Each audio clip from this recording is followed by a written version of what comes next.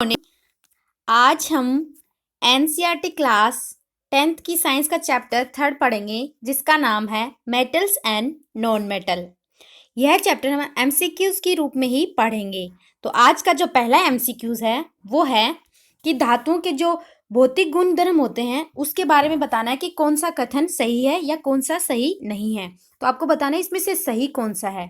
तो पहला दे रखा है आघात वर्धनता, मतलब मैलेबिलिटी। मैलेबिलिटी क्या होती है कि किसी भी धातु को हैमरिंग के थ्रू, मतलब पीट पीट कर उसकी सीट बना देना, मतलब उसको पतला कर देना, यही मैलेबिलिटी होती है। तो ये पहला कथन है वो क्या है, सही है।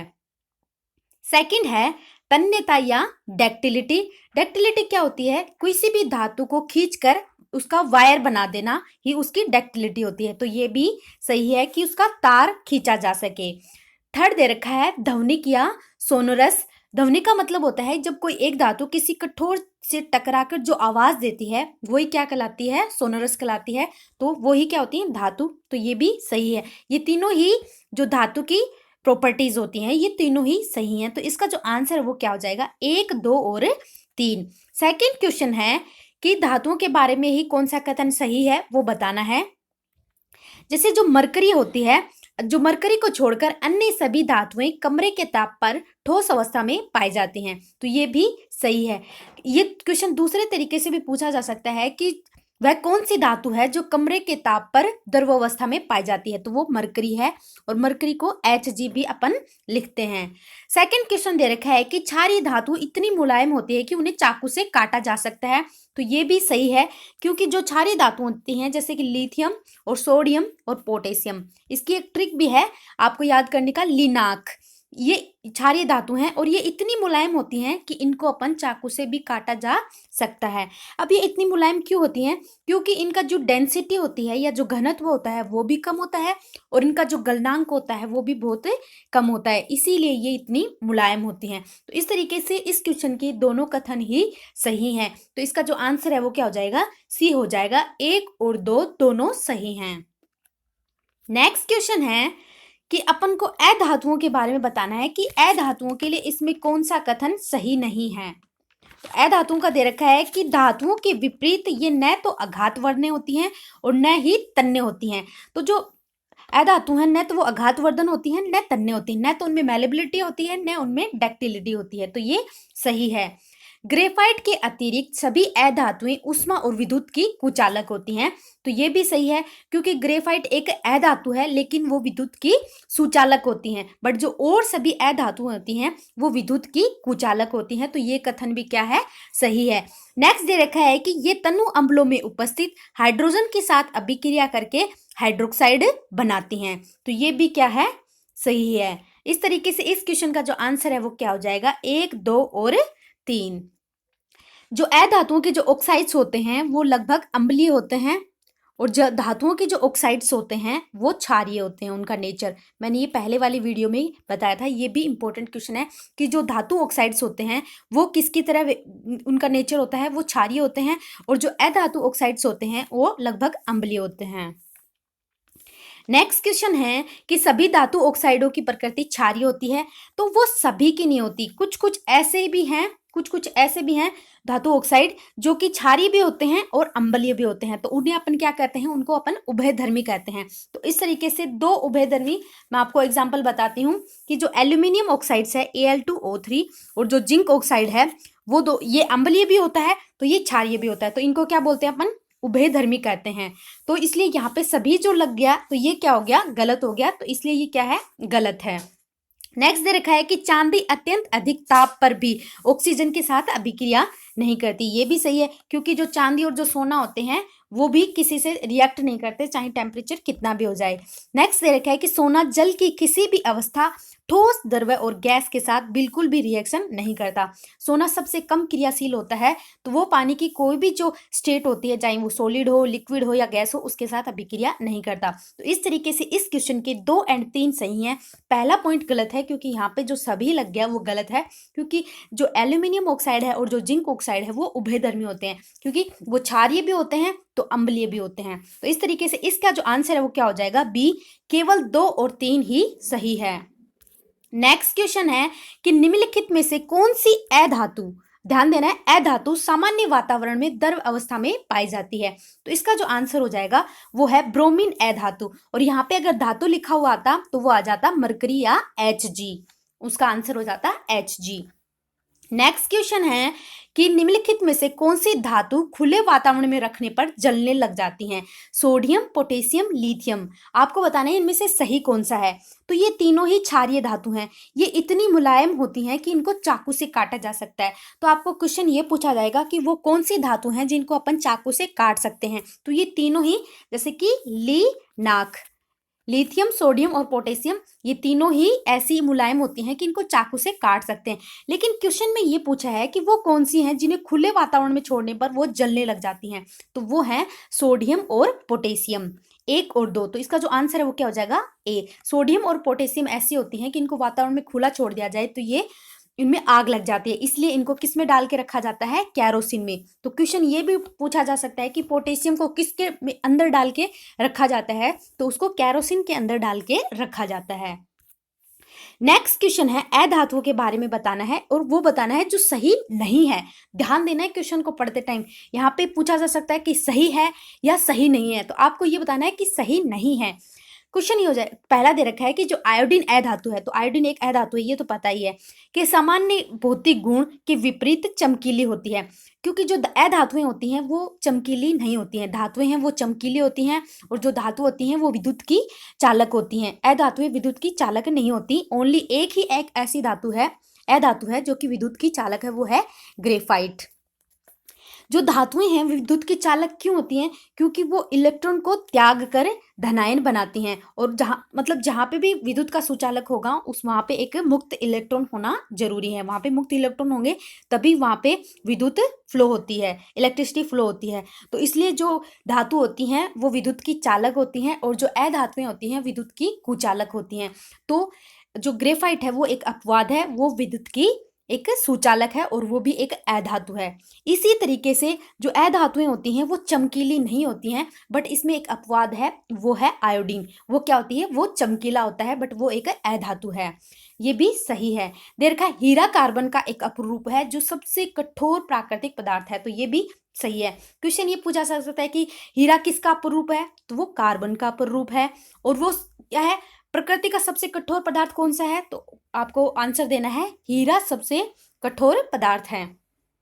और कार्बन के 2 अपरूप और हैं, ग्रेफाइट और फुलरीन। ग्रेफाइट मैंने बताया एक ऐसी अधातु जो विद्युत की सुचालक होती है। ग्रेफाइट एकमात्र ऐसी अधातु है जो विद्युत की कुचालक। तो ये गलत हो गया क्योंकि यहाँ पे सुचालक आएगा। तो इसका जो आंसर है क्या हो जाएगा? एक। और इसका जो आंसर है वो आपको देना है, ध्यान देखो कि सही नहीं है वो बताना है। तो इसका आंसर हो जाएगा केवल 3 सही नहीं है, 1 और 2 सही है। तो इसका आंसर सी हो जाएगा, केवल सी। नेक्स्ट क्वेश्चन दे रखा है कि सामान्य धातु अम्ल से क्रिया करके हाइड्रोजन गैस उत्सर्जित करते हैं, परंतु जब धातु नाइट्रिक अम्ल के साथ क्रिया करती है तो ऐसा नहीं होता। क्योंकि जब भी धातु होती हैं वो ऑक्सीजन के, जैसे कि मान लो कोई भी धातु है, जैसे जिंक है, वो हाइड्रोक्लोरिक एसिड के साथ रिएक्शन करती है 2HCl के साथ, तो क्या बन जाता है? जिंक क्लोराइड बन जाता है और हाइड्रोजन गैस बाहर निकलती है। लेकिन ये बोल रहा है कि अगर कोई भी धातु नाइट्रिक अम्ल के साथ ऐसी रिएक्शन करती है तो ऐसा नहीं होता। इसका एक ही रीजन है, क्योंकि वो एक प्रबल ऑक्सीकारक होता है। नाइट्रिक अम्ल होता है, एक फॉर्मूला पूछा जा सकता है कि नाइट्रिक अम्ल का फॉर्मूला, तो आपको याद रखना है HNO3। और वो हाइड्रोजन गैस नहीं बनाता क्योंकि वो एक प्रबल ऑक्सीकारक है। ठीक है। नेक्स्ट दे रखा है कि एक सांद्र नाइट्रिक अम्ल तथा सांद्र हाइड्रोक्लोरिक अम्ल का 3:1 को ताजा मिश्रण होता है। एक्वारीजिया के बारे में बताना है। यहाँ पे थोड़ा सा कट हो गया होगा शायद, कि जो एक्वारीजिया होता है, आपने सुना होगा नाम, एक्वारीजिया क्या होता है? तो एक्वारीजिया एक सॉल्यूशन होता है, वो 2 अम्ल का सॉल्यूशन होता है। उसमें एक तो हाइड्रोक्लोरिक एसिड होता है और एक नाइट्रिक एसिड होता है HNO3।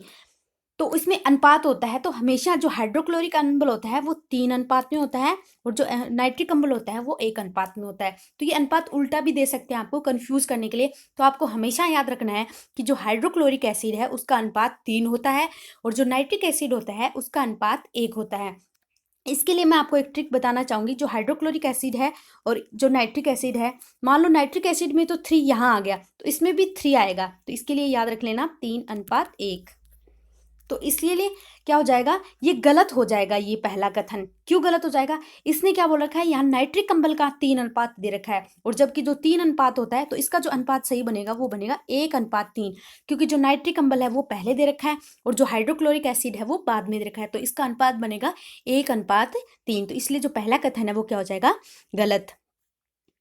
नेक्स्ट दे रखा है, ये सोना और प्लेटिनम को गलाने में सक्षम होता है। तो अपन जो एक्वा रिजिया होता है उसका क्यों यूज करते हैं, सोने को गलाने के लिए, प्लेटिनम को गलाने के लिए इसका यूज करते हैं, उसका संचारण करने के लिए।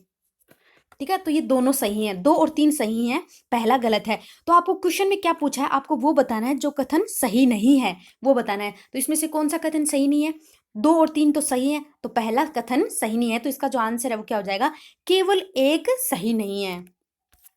नेक्स्ट क्वेश्चन दे रखा है कि आपको बताना है कि जो सबसे सर्वाधिक और न्यूनतम अभिक्रियाशीलता किसकी होती है। ऑप्शंस इसका जो आंसर है वो क्या होगा, सबसे सर्वाधिक अभिक्रियाशील होता है वो तो पोटेशियम होता है, और सबसे कम क्रियाशील है वो है गोल्ड होता है। आपको याद रखना है, क्योंकि पोटेशियम तो इतना क्रियाशील होता है, अगर हवा में भी छोड़ दिया जाए तो वो आग को पकड़ लेता है। तो मैंने आपको एक टेबल दी है, अगर ये टेबल याद करना चाहो, सबसे कम क्रियाशील है सोना और सबसे अधिक है पोटेशियम, उसके बाद है सोडियम, फिर कैल्शियम, मैग्नीशियम, एल्यूमिनियम, फिर जिंक, फिर आयरन, फिर लेड, और फिर हाइड्रोजन, कॉपर और मरकरी और सिल्वर, और फिर सोना गोल्ड। तो इस तरीके से आपको ये टेबल याद होगी, तो आपको कहीं से बीच में से भी अगर 2 दे रखे हो तो उनमें से भी आप आंसर दे सकते हो। नेक्स्ट दे रखा है कि एनोडीकरण क्या होता है, उसके बारे में आपको बताना है। तो एनोडीकरण क्या होता है, जो एल्यूमिनियम धातु होती है उस पे जब अपन ऑक्साइड की परत चढ़ाते हैं तो उस जो प्रक्रिया होती है उसको अपन क्या बोलते हैं, एनोडीकरण कहते हैं। एल्यूमिनियम पर ऑक्साइड की परत चढ़ाने को ही क्या बोलते हैं, एनोडीकरण कहते हैं। जैसे गैल्वेनाइजेशन होता है, आयरन पर जिंक की परत चढ़ाते हैं तो उसको क्या बोलते हैं, गैल्वेनाइजेशन। ऐसे ही एनोडीकरण क्या है, एल्यूमिनियम पर ऑक्साइड की परत चढ़ाने को ही क्या बोलते हैं, एनोडीकरण कहते हैं। नेक्स्ट है, आपको बताना है कि इसमें से कौन से कथन सही हैं। कुछ दिनों में वायु में खुला छोड़ देने पर जो सिल्वर होती है, जो चांदी होती है, उस पर काली परत जम जाती है। तो ये तो सही है कि भाई यहाँ काली परत जम जाती है, और वो किसके कारण जमती है, वो सिल्वर सल्फाइड की वजह से, क्योंकि जो है ना सिल्वर है वो सल्फर डाइऑक्साइड के साथ रिएक्शन कर लेती है, जिससे क्या बन जाता है, सिल्वर सल्फाइड, तो उसके कारण बनती है। तो ये सही है, क्योंकि जो चांदी है उस पर काली परत जमती है, और वो भी किसके कारण, सिल्वर सल्फाइड के कारण, तो ये सही है। वायु में खुला रखने पर कॉपर पर चढ़ने वाली हरी परत कॉपर कार्बोनेट से बनने के कारण होती है, तो ये भी सही है। तो इस तरीके से इस क्वेश्चन में क्या है, दोनों ही सही है, तो इसका जो आंसर है वो क्या हो जाएगा, सी, 1 और 2 दोनों सही हैं। मैं आपको बताना चाहूंगी कि जो आयरन होता है उस पे काली या लाल परत जम जाती है, वो किसकी वजह से जमती है, आयरन ऑक्साइड की वजह से। क्वेश्चन पूछा जा सकता है कि लोहे पर अगर जंग लगता है तो कौन सी कैसी परत जमती है, लाल या काली काली जमती है, वो किसके कारण जमती है, बहुत इंपॉर्टेंट क्वेश्चन। क्योंकि जो आयरन है, जो वो ऑक्सीजन के साथ और पानी के साथ रिएक्शन के करके क्या बना लेता है, आयरन ऑक्साइड बना लेता है। ऐसे ही जो चांदी है वो सल्फर डाइऑक्साइड के साथ रिएक्शन करके सिल्वर सल्फाइड बना लेता है, जिसके कारण इस पे काली परत जम जाती है। नेक्स्ट क्वेश्चन दे रखा है कि जो कॉपर है उस पे हरी परत क्यों जम जाती है, तो वो कॉपर कार्बोनेट की वजह से जम जाती है। तो इस तरीके से ये तीनों ही आपको याद रखने हैं। नेक्स्ट क्वेश्चन दे रखा है कि जो लोहा है या जो इस्पात या जो स्टील होता है उसको जंग बचाने के लिए निम्नलिखित में से किसकी परत चढ़ाई जाती है। तो मैंने अभी अभी बताया, गैल्वेनाइजेशन प्रोसेस होता है और जिसमें जस्ते की परत चढ़ाई जाती है। नेक्स्ट क्वेश्चन दे रखा है कि जो लोहा और इस्पात के संबंध में आपको बताना है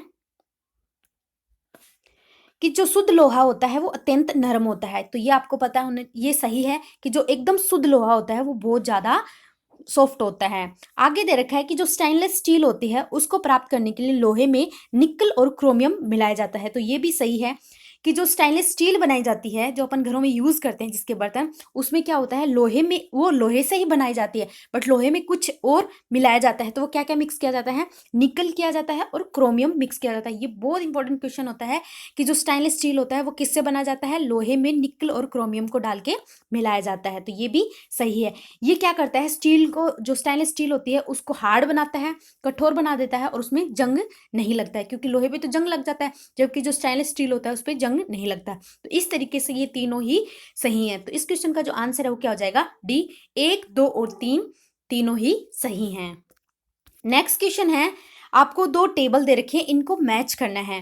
पारद और कोई अन्य धातु तो वो क्या बनाती है, वो अमलगम बनाती हैं, या जो मरकरी होती है उसका अलॉय बनाती है। तांबा और जस्ता क्या बनाती हैं, वो पीतल बनाती हैं। और तांबा और टिन कांसा बनाती हैं। और जो सीसा और टिन होती हैं वो सोल्डर बनाती हैं। ये तो तीनों क्या हो जाएगा, मैच 1 2 3 4। इसका जो आंसर है वो क्या हो जाएगा, 1 हो जाएगा। ये क्या है, मिश्र धातुएं हैं, ये अलॉय हैं। तो जो कॉपर है उसके ये दो अलॉय दे रखे हैं, पीतल और कांसा। तो पीतल में क्या होता है, जस्ता, और कांसे में होता है टिन। सोल्डर क्या होता है, जो तार होते हैं उनकी वेल्डिंग करने के लिए क्या काम में लिया जाता है। तो इसमें क्या होता है, टिन और लेड, मतलब सीसा, पीबी और एसएन। तो आपको याद रखना है कि जो टिन है उसको अपन एसएन लिखते हैं, और जो जस्ता होता है उसको जेडएन लिखते हैं। ऐसे ही एक दो और होते हैं जो अलॉय होते हैं, वो पूछे जा सकते हैं। जैसे गैलन किसका है, गैलेना, तो वो किसका है, लेड का है, सीसे का है। जो पीच ब्लेड है वो यूरेनियम का है। और जो बॉक्साइट है वो क्या है, एल्यूमिनियम का अलॉय है। इस तरीके से बहुत एक टेबल सी होती है, उसमें अलॉयस होते हैं, वो दे रखे हैं। तो इस तरीके से इसका जो आंसर है वो क्या होगा, ए होगा। नेक्स्ट क्वेश्चन है कि जो सोना होता है, जो शुद्ध सोना होता है वो शुद्ध सोना 24 कैरेट का होता है। तो ये सही है, क्योंकि जो 24 कैरेट सोना होता है वो 100% शुद्ध होता है। शुद्ध सोने को कठोर बनाने के लिए उसको, क्योंकि जो शुद्ध सोना होता है वो बहुत ज़्यादा सॉफ्ट होता है, मतलब उसको फोल्ड भी कर सकते हैं अपन, इतना सॉफ्ट होता है। तो उसको थोड़ा सा कठोर बनाने के लिए उसमें क्या मिलाया जाता है, चांदी या तांबा मिलाया जाता है।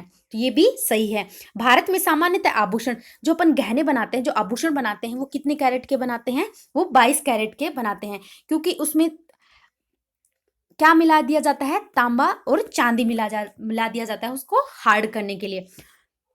क्वेश्चन ये पूछा जाएगा कि जो 18 कैरेट है वो कितने परसेंट शुद्ध है ये सोना। तो आपको क्या करना होता है, मान लो जो जैसे 24% 24 कैरेट सोना है, तो वो कितने परसेंट शुद्ध हो गया, वो 100% शुद्ध हो गया। तो आपको कितने का निकालना है, 18 कैरेट कितने परसेंट शुद्ध होगा। तो उसको निकालने के लिए आप क्या करोगे, 24 100 है तो 18 कितना होगा, आप क्या करोगे, 24 नीचे आ जाएगा और 100 ऊपर चला जाएगा। तो आप इसको कट कर लो, तो इसको कट करोगे तो क्या आएगा, 75। तो जो 18 कैरेट सोना होता है वो 75% शुद्ध होता है। तो इस क्वेश्चन में क्या है, तीनों ही सही हैं। तो इसका जो आंसर है वो डी हो जाएगा। इसका जो आंसर है वो डी हो गया। नेक्स्ट है, अपन थोड़े से पढ़ते हैं, कुछ थ्योरी के रूप में भी पढ़ लेते हैं कि कौन सी धातु क्या होती है। तो आपको ये बताना है कि धातु जो कमरे के ताप पर द्रव अवस्था में होती है। तो इसका जो आंसर है वो क्या हो जाएगा, Hg या मरकरी। आपको ध्यान देना है, धातु पूछा है या अधातु, तो इसमें क्या आ जाएगा, मरकरी या Hg। नेक्स्ट क्वेश्चन है कि उष्मा की सर्वाधिक जो चालक है वो कौन सी धातु होती है, वो सिल्वर और कॉपर, दो धातु होती हैं, और सबसे ज्यादा तो सिल्वर होता है। नेक्स्ट है कि उष्मा की सर्वाधिक कुचालक धातु कौन सी होती है, तो वो होती है सीसा, लेड या पारा, मरकरी। ये दोनों ही विद्युत की कुचालक होती हैं। प्रकृति में मुक्त अवस्था में पाई जाने वाली धातु कौन सी है, वो है सोना Au और प्लेटिनम Pt। ये दोनों ही प्रकृति में मुक्त अवस्था में पाई जाती है। जबकि सोने का जो एग्जाम्पल है वो बहुत बार पूछा गया है कि प्रकृति में मुक्त अवस्था में पाई जा कौन सी धातु है, तो वो है सोना, और प्लेटिनम भी होता है जिसे Pt लिखते हैं। नेक्स्ट दे रखा है कि वह कौन सी धातु है जो हाथ पे रखने पे ही पिघल जाती है, तो वो है caesium and gallium. Caesium and gallium, caesium and gallium, जो कि हाथ पे रखने पे भी पिघल जाती हैं। नेक्स्ट क्वेश्चन है, वो कौन सी धातु हैं जो पानी पे रखने पर तैरने लग जाती हैं, तैरने वाली। तो इसका जो आंसर है वो क्या हो जाएगा, कैल्शियम और मैग्नीशियम ऐसी धातु हैं जो पानी में रखने पर वो पानी में तैरने लग जाती हैं। नेक्स्ट है कि रबड़ का वल्नीकरण क्या होता है। जो प्राकृतिक, जो एकदम नेचुरल रबड़ होता है वो बहुत ज्यादा सॉफ्ट होता है, तो उसको थोड़ा सा हार्ड बनाने के लिए उसमें क्या मिलाया जाता है, सल्फर मिलाया जाता है। उसी को क्या कहते हैं, वल्नीकरण कहते हैं। एक मेथड हो जाएगा, एक एक वल्नीकरण पढ़ लिया, एक गैल्वेनाइजेशन, एक एनोडीकरण, ये तीनों ही आपको याद होना चाहिए। वल्नीकरण क्या होता है, जब रबड़ को कठोर करने के लिए उसमें जो सल्फर मिलाया जाता है तो उसको क्या बोलते हैं, वल्नीकरण बोलते हैं। और जब आयरन को जंग से, लोहे को जंग से बचाने के लिए उसके ऊपर जस्ती की परत चढ़ाई जाती है तो उसको बोलते हैं गैल्वेनाइजेशन। और जब एल्यूमिनियम पर ऑक्साइड की परत चढ़ाई जाती है तो उसको बोलते हैं एनोडीकरण। नेक्स्ट दे रखा है कि वह कौन सी अधातु बतानी है कि जो द्रवावस्था में होती है, तो वो होती है ब्रोमीन। ब्रोमीन एक ऐसी अधातु है जो द्रव अवस्था में पाई जाती है। अब धातु जो द्रव अवस्था में पाई जाती है तो अभी मैंने बताया वो मरकरी। अधातु जिसमें चमक होती है तो वो होती है आयोडीन। उभयधर्मी ऑक्साइड्स कौन से होते हैं? एक अधातु जो कि विद्युत की चालक होती है वो है ग्रेफाइट, जो कि कार्बन का एक अपर रूप है। नेक्स्ट है उभयधर्मी ऑक्साइड्स क्या होते हैं? मतलब मैंने आपको बताया था कि जो धातु ऑक्साइड्स होते हैं उनका जो नेचर होता है वो क्षारीय होता है, और जो अधातु ऑक्साइड्स होते हैं उनका जो नेचर होता है वो अम्लीय होता है। बट कुछ ऐसे धातु ऑक्साइड्स होते हैं जो अम्लीय भी होते हैं और क्षारीय भी होते हैं, तो वो आपको ऑक्साइड्स बताने हैं। तो ऐसे ऑक्साइड्स हैं एल्यूमिनियम ऑक्साइड्स और जिंक ऑक्साइड। ये दोनों उभयधर्मी है, मतलब ये अम्लीय भी होते हैं और क्षारीय दोनों की तरह।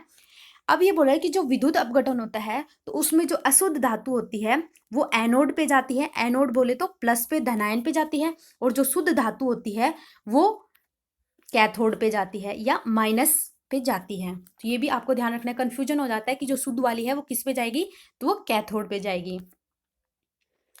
आगे इधर रखा है कि जो खाद्य पदार्थों के जो डिब्बे आते हैं उसके अंदर लेप किया हुआ आता है तो वो किसका किया जाता है? तो वो टिन का किया जाता है, जिंक का नहीं किया जाता, क्योंकि जो टिन होती है वो जिंक से कम अभिक्रियाशील होती है, इसलिए जो खाद्य पदार्थों के जो डिब्बे होते हैं उन पे जिंक का लेप किया जाता है। तो इस तरीके से इसके जो जितने भी मुझे एमसीक्यूज इंपॉर्टेंट लगे या जो भी टॉपिक मुझे इंपॉर्टेंट लगे वो मैंने सारे आपको बता दिए हैं। तो ये चैप्टर यहाँ पे कंप्लीट होता है। Thank you. अगर आपको मेरे वीडियोज अच्छे लगते हैं तो प्लीज़ मेरे चैनल को सब्सक्राइब करो और अपने दोस्तों के साथ शेयर करो। Thank you.